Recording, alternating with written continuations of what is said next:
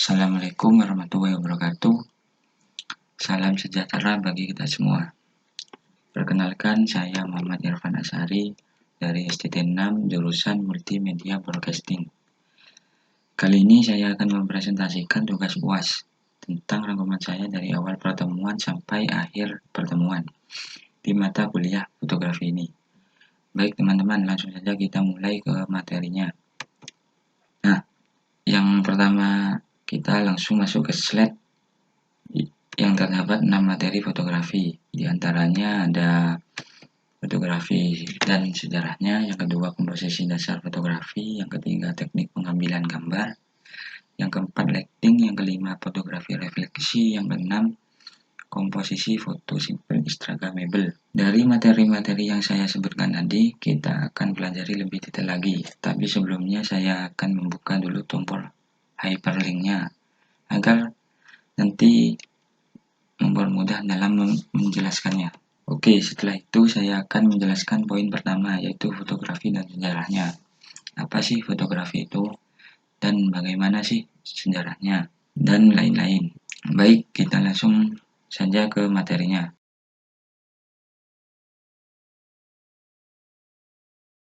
Pengertian fotografi.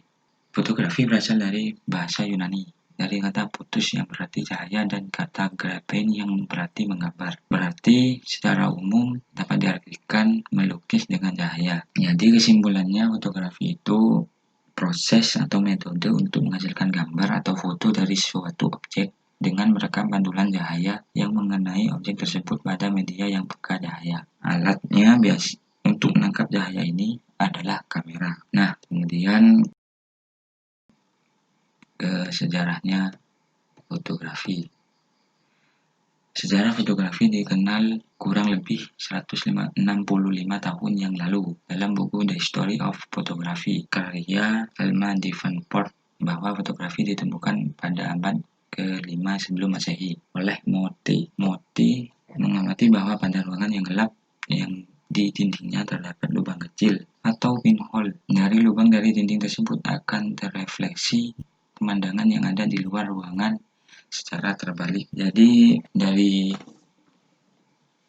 sejarah fotografi bermula jauh sebelum Masehi. Pada abad ke-5 sebelum Masehi, seorang pria bernama Motti mengamati suatu gejala. Jika pada dinding ruangan yang gelap terdapat lubang kecil, maka di dalam bagian ruangan itu akan terrefleksikan pemandangan di luar ruangan secara terbalik lewat lubang tadi. Motti itu orang pertama yang menyadari fenomena kamera obscura. Berabad-abad kemudian banyak yang menyadari dan mengagumi fenomena ini, dan seterusnya. Kita langsung ke yang harus diketahui oleh fotografer. Yang pertama, keterampilan mengoperasikan kamera. Jadi ini sangat penting karena meskipun kameranya mahal tapi tidak bisa mengoperasikan kamera, percuma, hasilnya akan jelek dan tidak bagus. Yang kedua, keterampilan mengatur komposisi tata cahaya. Jadi kita harus belajar dulu bagaimana sih tata cahaya agar bisa menghasilkan foto yang bagus dan baik. Yang ketiga, wawasan estetis. Yang keempat, wawasan umum. Jadi kalian harus mempunyai wawasan yang luas agar nantinya foto yang dihasilkan tidak bosan dan bisa menarik perhatian publik. Nah, selanjutnya perkembangan teknologi kamera. Di sini ada 6 macam. Yang pertama, kamera obscura. Kamera ini cikal bakal dari kamera masa kini, ditemukan oleh Aristoteles. Digunakan pertama kali oleh John Kepler, menyarankan pengguna lensa pada kamera obscura agar mendapatkan proyeksi yang bagus. Jadi ini seperti kayak kayu dibuat kotak dan di depan dikasih lubang kecil, di dalam kotak tersebut dikasih cermin, nanti cahaya yang masuk akan menghasilkan gambar. Jadi seperti itulah. Yang kedua, daguerreomania kamera. Kamera ini sama dengan kamera obscura fisiknya. Kamera ini meledak di Eropa dan Amerika Serikat, di mana gambar permanen pada kaca dan logam pun menjadi populer. Meski daguerreotipe populer, namun memiliki kelemahan, yakni hanya bisa membuat hanya satu gambar saja. tanpa bisa diperbanyak. Yang ketiga, kertas negatif. Kertas negatif ini ditemukan oleh William Henry Fogg, menciptakan kertas negatif pertama. Teknik baru yang disebut dengan calotip ini dipatenkan meski cetakannya tidak sebagus foto Daguerre, tapi teknik ini bisa menghasilkan beberapa salinan dari negatif tunggal. Proses ini kemudian dinamakan fotografi dan kemudian diakui sebagai inspirator proses foto modern. Jadi kertas negatif ini seperti kayak kamera roll, nanti keluarnya foto panjang. Jadi fotonya kecil-kecil, cuma hitam putih.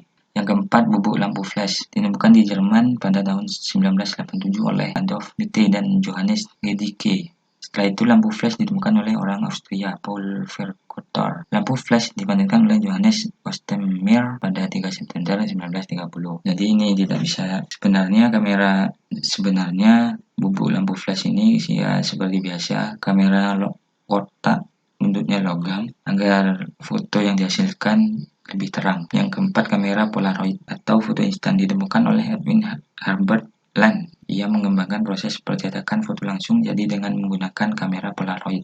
Kamera Polaroid ya seperti biasa di print kamera tersebut ketika memotret suatu pemandangan nantinya langsung cetak jadi foto seperti kayak film dinosaurus. Nah, perbedaan kamera analog dan digital hanya berbeda pada media perekam dan beberapa instrumen lainnya. Kamera biasa menggunakan lensa untuk mentransfer hasil foto ke dalam film dari cahaya yang ditangkap. Kamera digital dilakukan dengan komponen sensor CMOS yang hasilnya kemudian akan direkam dengan format digital ke dalam media disimpan digital semacam memory card lah. Kamera analog itu tidak bisa ditinggal dalam beberapa tahun kemudian. Fotografer akan tetap menggunakannya karena lebih kelebihan yang dimilikinya. Kamera digital akan terus berkembang seiring dengan perkembangan teknologi elektronik dan produsen alat-alat elektronik yang terus bersaing. Jadi kesimpulan dari kamera analog dan digital itu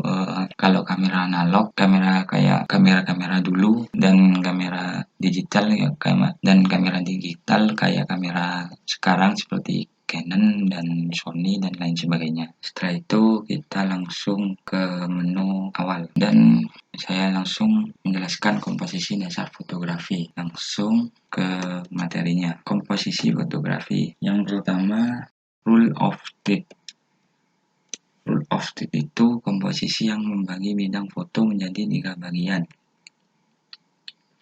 secara vertikal dan 3 bagian secara horizontal sehingga menghasilkan 9 bagian foto yang sama besar. Dengan pembagian bidang foto ini maka didapat berarti persimpangan dari garis vertikal dan horizontal. Contohnya seperti ini. Jadi kesimpulannya teorinya kita punya 2 garis vertikal dan 2 garis horizontal yang sama besarnya. Kemudian kita meletakkan objek pada salah satu objek tersebut. Komposisi rule of third ini wajib diketahui oleh semua fotografer. Yang kedua, diagonal. Diagonal itu kesan garis yang memotong dari sudut ke sudut persegi panjang. Contohnya seperti ini. Nah, jadi maksudnya komposisi foto diagonal ini dengan memanfaatkan garis diagonal ada di lingkungan sekitar, kemudian menempatkan objek pada salah satu garis tersebut tanpa memotong foto yang dihasilkan. Dan selanjutnya foreground. Foreground itu objek yang terletak di antara objek dan fotografer. Foreground inilah yang dapat membantu menambah efek 3 dimensi dari sebuah foto, tapi jangan sampai foreground itu terlalu dominan dan mengambil perhatian dari objek utama. Gunakan foreground sebagai framing untuk membingkai objek tersebut. Contohnya seperti ini. Jadi kita memfoto 2 objek, yang satu di belakang, yang satu di depan. Nah, selanjutnya kita fokuskan ke yang belakang. Jadi yang di depan objeknya nge-blur. Jadi fokus yang ke belakang. Jadi gitu sih cara simpelnya. Nah, setelah itu yang keempat, background.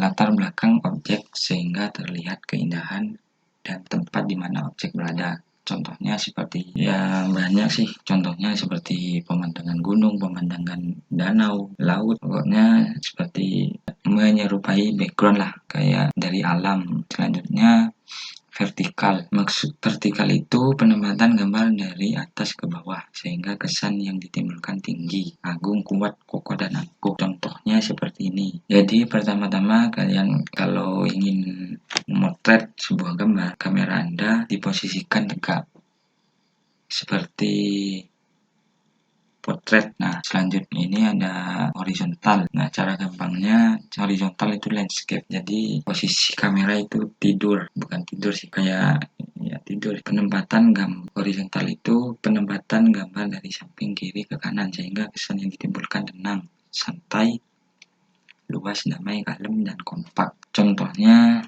seperti ini. Nah, kemudian yang ketujuh, framing. Framing itu dapat menambah kreasi kita untuk membentuk sebuah objek tampil menarik dan menambah keindahan pada bentuk pembingkaian atau pembingkaian yang memasukkan objek pada framing. Nah, gambarnya seperti ini. Jadi pertama-tama setelah itu kita kembali lagi ke menu utama, menu materi fotografi. Nah, selanjutnya kita akan menjelaskan teknik pengambilan gambar. Kita langsung saja ke materinya. Teknik pengambilan gambar. Yang pertama, freeze. Freeze ini teknik pemotretan untuk benda yang bergerak yang bisa dibekukan. Contohnya seperti gambar berikut. Seperti anak meloncat, kita foto dengan shutter speed yang kecil sehingga akan bisa ketangkap objeknya. Yang kedua, panning. Panning ini sebuah teknik fotografi dengan menggerakkan kamera ke arah objek bersamaan dengan melepas tombol shutter dengan setting shutter 1/60 ke bawah sampai 1/8. Contohnya seperti ini.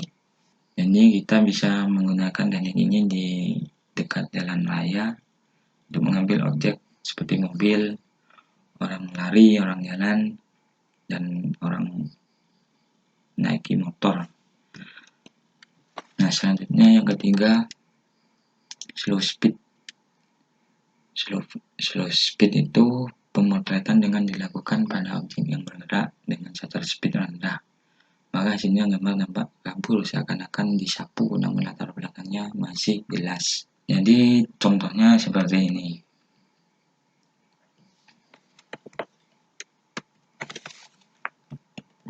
Nah, selanjutnya yang keempat, bulb. Teknik pemotretan dengan mengatur kecepatan rana sesuai dengan waktu yang diinginkan. Ya, contohnya seperti ini. Sama kayak tadi, kayak slow speed. Dan yang kelima, siluet. Siluet yaitu teknik pemotretan dengan menghilangkan detail objek utama dengan cara menggelapkan. Nah, contohnya seperti ini. Terus yang keenam, metering. Metering itu proses untuk menentukan bagian mana dari frame yang akan diperhitungkan sebagai acuan cahaya yang akan direkam sensor kamera Anda. 3 metering. Yang pertama metering metrik. Metering metrik ada 2. Metrik Nikon, evaluatif Canon. Jadi kamera akan mengukur atau memperhitungkan seluruh area di frame. Mode metrik biasa digunakan atau cocok untuk foto-foto landscape agar exposure yang tepat pada seluruh frame foto. Yang kedua, center weight. Bentuknya seperti ini. Jadi maksudnya jika metrik akan mengukur seluruh cahaya pada frame berbeda dengan mode center weight. Dengan mode ini, sensor akan mengukur dan memperhitungkan cahaya hanya di tengah saja. Pilihan ini digunakan jika ingin memastikan objek di tengah frame adalah objek yang ingin ditonjolkan. Yang terakhir, spot. Pengukuran dengan materi spot, kita bisa bebas menentukan area mana yang dijadikan untuk pengukuran cahaya. Metering spot biasanya digunakan untuk membuat foto siluet atau foto panggung. Nah, selanjutnya yang nomor 7, jenis shoot. Di sini ada 7 jenis shoot.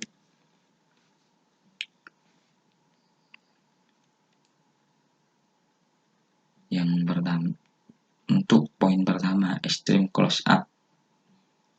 Extreme close up itu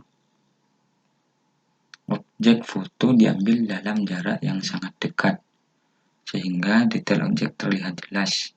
Biasanya ditujukan pada bagian tertentu pada objek. Contohnya seperti berikut.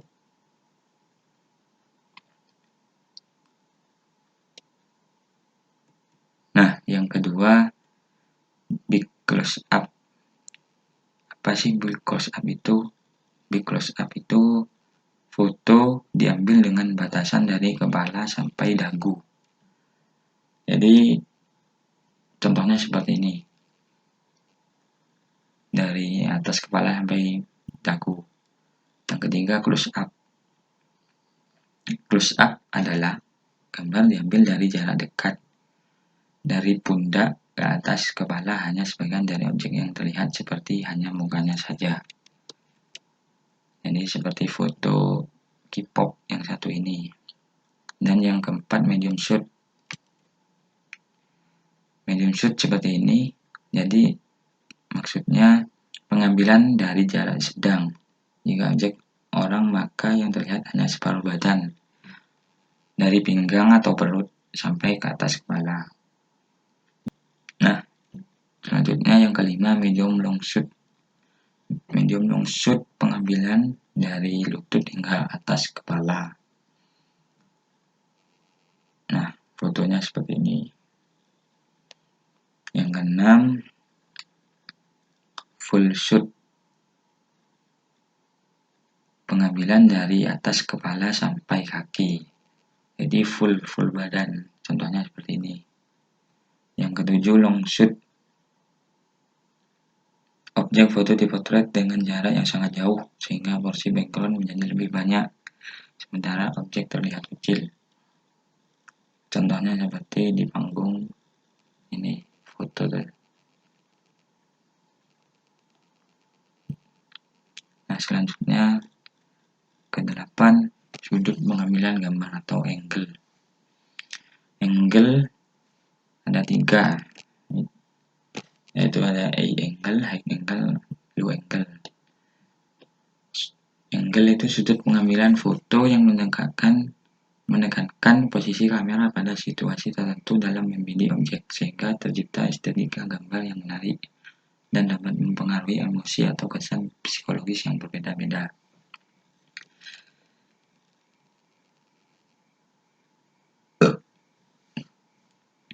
Yang pertama, A angle. A angle itu sudut pandang atau angle yang umum digunakan. Pada angle ini, lensa dibidik sejajar dengan tinggi objek. Posisi dan arah kamera memandang objek yang akan dipotret layaknya mata kita melihat objek seperti biasa atau secara biasa. Pengambilan angle ini kebanyakan untuk memotret manusia atau aktivitasnya. Bisa dibilang human interest. Yang kedua, high angle. High angle yaitu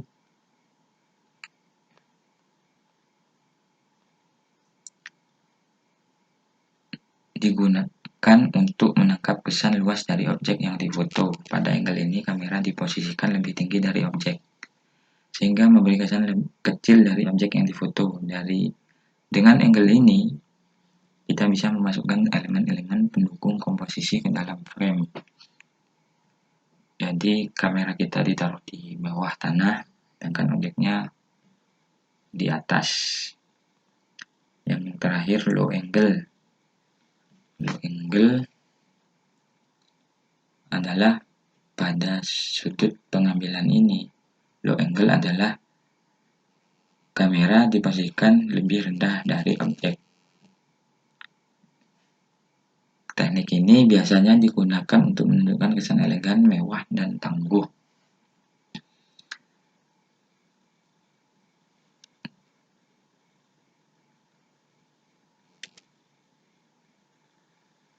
Nah,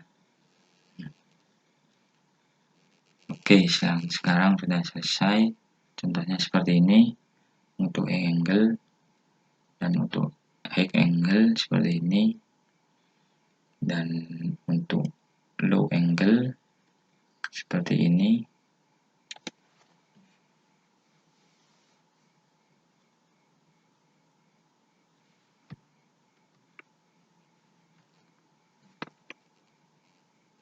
Setelah itu kita kembali ke menu utama materi fotografi.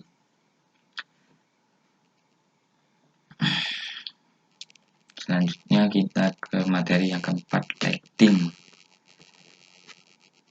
Saya akan menjelaskan materi lighting. Lighting itu apa sih? Lighting itu cahaya, merupakan gelombang elektromagnetis yang diterima oleh indera penglihat atau mata, kemudian diteruskan ke otak yang akan merespon menanggapi rangsangan cahaya tersebut. Fungsi pencahayaan ada 3. Yang pertama, menyinari objek yang akan berhadapan dengan kamera. Yang kedua, menciptakan kamera yang artistik. Yang terakhir, membuat efek khusus. Selanjutnya, cahaya alami dan arah cahaya. Cahaya alami merupakan cahaya yang telah diberikan oleh alam, seperti matahari, bulan, dan bintang. Arah cahaya hal penting dalam fotografi yang memiliki efek berbeda tergantung bagaimana foto yang ingin kita hasilkan. Contohnya seperti ini, cahaya alami dari matahari. Nah, selanjutnya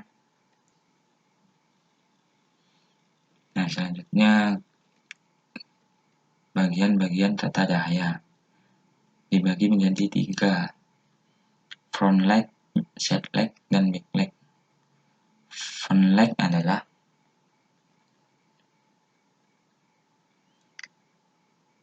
sumber cahaya ada di depan subjek yang difoto, sehingga biasanya sumber cahaya ada di belakang kamera kita. Cahaya depan bisa datang lurus terhadap subjek, seperti kita kalau menghadap ke matahari. Mayoritas foto dihasilkan dengan sumber cahaya yang ada di depan subjek. Contohnya seperti ini. Yang kedua, side light, artinya cahaya mengenai subjek dari samping kiri atau kanan. Cahaya samping ini memberi kesan dimensional yang kuat. Side light juga cocok digunakan pada foto hitam putih, di mana akan timbul kesan dramatis dalam foto. Jadi foto side light akan menghasilkan shadow atau bayangan, seperti pada foto ini. Yang ketiga, backlight. Backlight itu cahaya belakang. Backlight ini terjadi saat kita memotret subjek dengan sumber cahaya yang berasal dari belakangnya. Dengan kata lain, sumber cahaya ada di depan kamera namun di belakang subjek. Saat kita memotret sebuah subjek yang membelakangi matahari, misalnya memotret teman yang menghadap ke timur pada jam 4 sore, maka akan terjadi backlight atau siluet.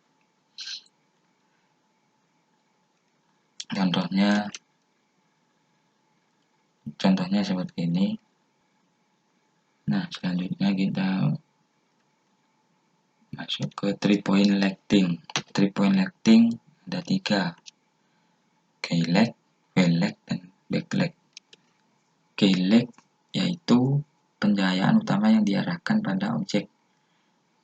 Keylight merupakan sumber pencahayaan paling dominan. Biasanya keylight lebih terang dibandingkan dengan fill-light dalam tingkat desain 3-point pencahayaan. Keylight ditempatkan pada sudut 45 derajat di atas subjek. Jadi keylight ini ada di depan objek. Yang kedua, fill-light. Fill-light merupakan pencahayaan pengisi, biasanya digunakan untuk menghilangkan bayangan objek yang disebabkan oleh keylight. Fill-light ditempatkan berseberangan dengan subjek yang mempunyai jarak yang sama dengan keylight. Intensitas pencahayaan V-lag biasanya setengah dari K-lag. Jadi misalnya K-lag berada di atas objek sebelah kanan, jadi V-lag ada di sebelah atas bagian kiri. Untuk yang terakhir backlag. Backlag itu pencahayaan dari arah belakang objek, berfungsi untuk memberikan dimensi agar subjek tidak menyatu dengan latar belakang. Pencahayaan ini diletakkan 40 derajat di belakang subjek. Intensitas pencahayaan backlag sangat tergantung dari pencahayaan K-lag dan V-lag.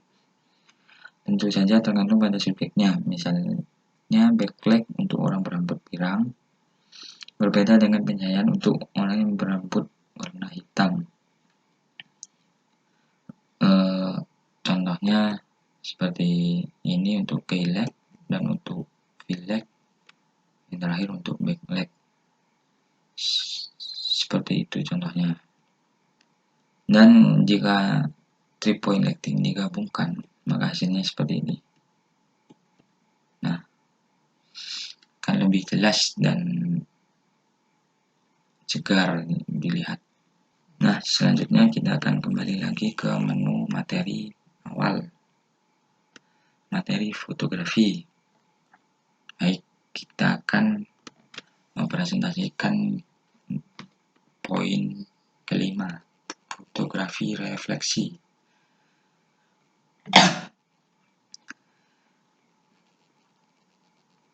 Oke, langsung saja ke materinya.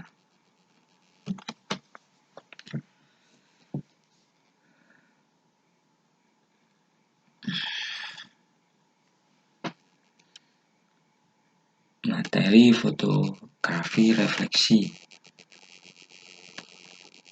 Foto refleksi artinya teknik foto pantulan lebih terfokus pada bagian cara membidik sebuah objek gambar untuk mendapatkan 3 dimensi atau 3D sekaligus dalam satu frame foto. Foto refleksi melalui media pantulan air maupun cermin sehingga bayangan objek pada foto menjadi tampak terlihat memiliki dimensi yang lebih luas. Namun dalam tips foto refleksi ini tampaknya akan lebih bagus jika objek foto kita adalah alam sehingga akan terkesan lebih natural.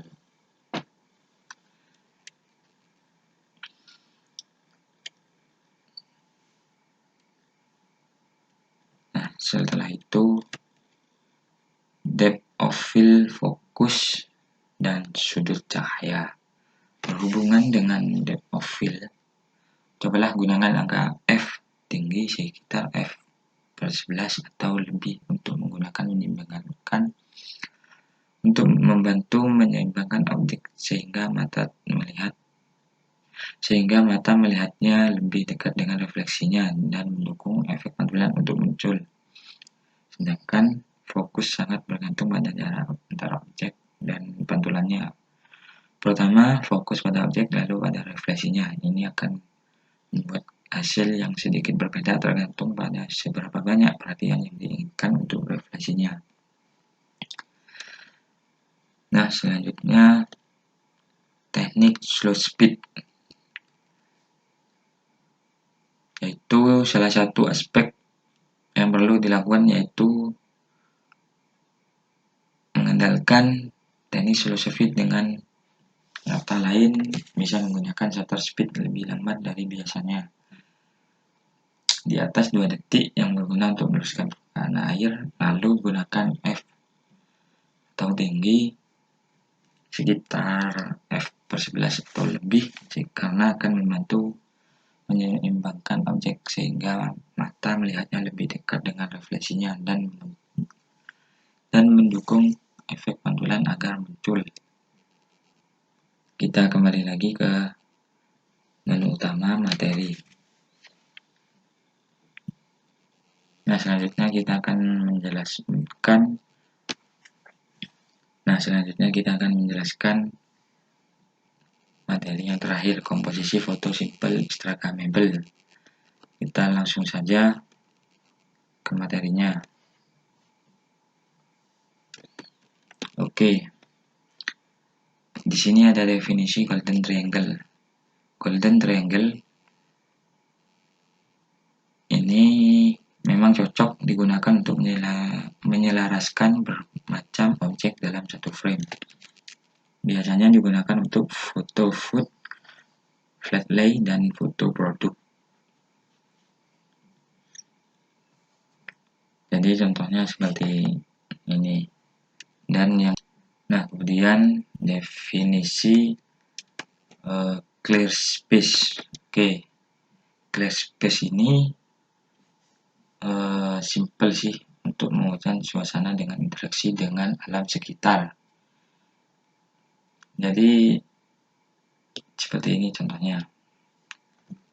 Nah, baik, materi yang saya jelaskan sepertinya sudah selesai dan saya akhiri presentasi saya. Semoga bermanfaat untuk kita semua. Semoga apa yang saya sampaikan barusan adalah awal kita untuk menerjang badai kehidupan. Terima kasih. Terima kasih atas perhatiannya. Kurang lebih mohon maaf. Wassalamualaikum warahmatullahi wabarakatuh.